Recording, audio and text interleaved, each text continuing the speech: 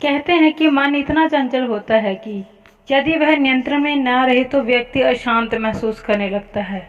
यह अशांति मन में एक पल में आने वाले सैकड़ों सवालों के कारण होती है और यह अशांति तब तक बनी रहती है जब तक कि व्यक्ति को मन में चल रहे सवालों का जवाब नहीं मिल जाता। ऐसे में तो यही लगता है कि मन को शांत रखना बेहद जरूरी है, लेकिन सवाल यह उठता है कि आखिर हम मन को शांत कैसे रख सकते हैं। गौतम बुद्ध के मुताबिक मन को शांत करने के लिए उसे समझना बहुत जरूरी है। गौतम बुद्ध के बताए हुए तरीके जिससे मन को समझना आसान होगा और हम उस पर कंट्रोल करने का भी प्रयास कर सकेंगे। गौतम बुद्ध ने मन को शांत करने के लिए 6 तरीके बताए हैं। मन को जानने से जुड़ी है गौतम बुद्ध की ये कहानी। पहला चरण। एक बार एक व्यक्ति गौतम बुद्ध के पास गया और पूछा कि मन को नियंत्रित करने का पहला चरण क्या है। बुद्ध कहते हैं, अपने मन को समझने का पहला चरण इसके द्वारा दिए गए लालच की व्यर्थता को देखना और समझना। दरअसल मन अशांत होता है तो कई तरह के लालच देता है, और जिसने मन द्वारा दिए गए लालचों को पहचान लिया, समझ लो कि उसने मन को समझने का पहला चरण प्राप्त कर लिया। फिर यदि व्यक्ति बुद्ध से पूछता है कि लेकिन हमें यह कैसे पता चलेगा कि हमारा मन हमें लालच दे रहा है और वह लालच व्यर्थ है, इसका जवाब देते हुए बुद्ध कहते हैं, अनुभव से। मनुष्य मन के लालच से जिस कार्य को अतिपूर्व करता है उसमें उसे हानि होती है और हानि के बाद ही उसे अनुभव होता है। जैसे जिसने वास्तव में यह देख लिया कि नशा करना केवल दुख है, वह नशा मुक्त होना शुरू कर देगा। वहीं जिसने जान लिया कि नफरत से खुद का नाश होता है और नफरत से वह मुक्त हो जाएगा। मन को समझने का यही पहला चरण है। मन को जानने का दूसरा चरण।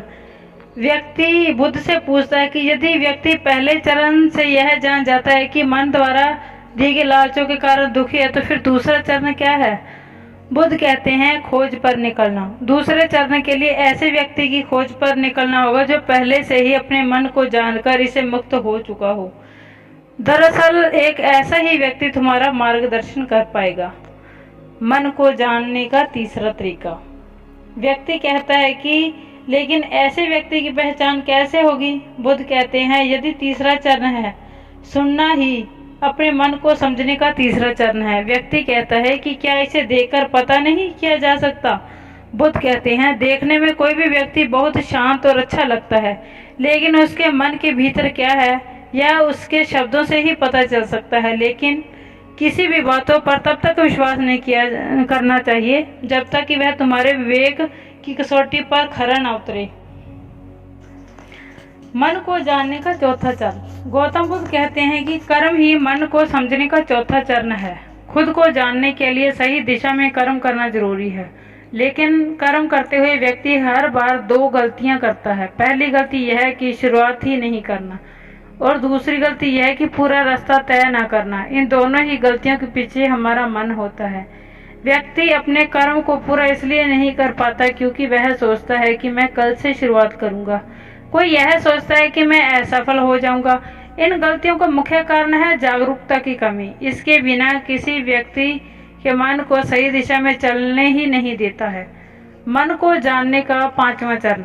गौतम बुद्ध कहते हैं कि मन को जानने और समझने का 5वां चरण है जागरूकता। इसलिए हर कार्य को जागरूकता के साथ करें। बिना जागरूकता के साथ किया गया कार्य फिर जिया गया क्षण मृत्यु के समान होता है। व्यक्ति बुद्ध से पूछता है, अपने जागरूकता के स्तर को कैसे बढ़ाया जा सकता है। बुद्ध ने जवाब दिया, ध्यान से। मन को जानने का 6वां और अंतिम चरण। ध्यान ही मन को जानने, समझने और नियंत्रण करने का अंतिम चरण है। यानी ध्यान ही वह नाव है जिस पर बैठकर मन रूपी नदी को पार किया जा सकता है। जिस व्यक्ति ने शुरुआती 5 चरणों से मन को जान लिया, उसने अपने मन को जीत लिया और उस पर काबू पा लिया। तो दोस्तों, आज की ये कहानी आपको कैसी लगी कमेंट में अपनी राय जरूर दें, और जो नए हैं चैनल को सब्सक्राइब कर लें। मिलते हैं किसी नई कहानी के साथ और नई टिप्स के साथ। Thank you.